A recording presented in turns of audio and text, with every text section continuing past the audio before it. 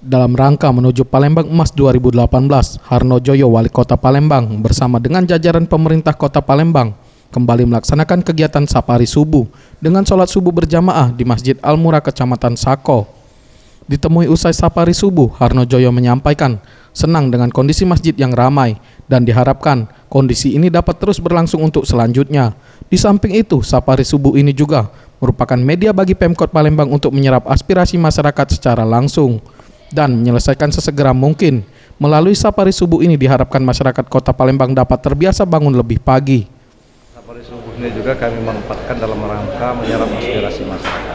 Mudah-mudahan nanti kami sampaikan secara ramah ini apa yang dibutuhkan terkait dengan kepentingan umum di masyarakat. Mudah-mudahan apa yang bisa kami kerjakan hari ini tidak mungkin kami tunda besok.